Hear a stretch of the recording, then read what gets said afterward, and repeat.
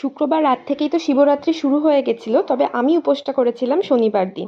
ভেবেছিলাম সকালবেলা উঠে পুজোর জন্য যা যা জিনিস লাগবে সব গিয়ে নিয়ে আসবো। তো সেই হিসেবেই সকালবেলা বেরিয়ে পড়েছি জিনিসপত্র যা যা লাগবে কিনতে। সকাল থেকে আজকে আমার নির্জলা উপোস। ফুল, দশকর্মার জিনিস, মিষ্টি, ফল যা যা নেওয়ার ছিল সব কিছু নিয়ে নিয়েছি। এখন চলে এসেছি মিষ্টির দোকানে, মিষ্টি যা যা নেওয়ার সব নিয়ে নিয়েছি, একটু দইও নিয়েছি খাওয়ার জন্য আর পুজোর জন্য। তারপর বাড়ি এসে স্নান টান সেরে বসে পড়েছি পুজো করতে। আর এই যে এনাকে দেখো, আমি পুজো করতে বসেছি আর ইনি এসে দাঁড়িয়ে পড়েছেন।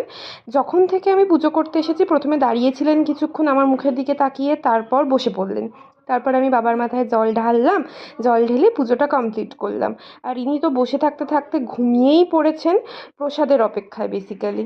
তো যাই হোক, এনাকেই প্রসাদের মিষ্টি খাইয়ে আমি আমার উপোস ভাঙলাম। ভিডিওটা ভালো লাগলে চ্যানেলটা সাবস্ক্রাইব করতে ভুলো না। দেখা হচ্ছে পরের ব্লগে। Thank you for watching. Tata.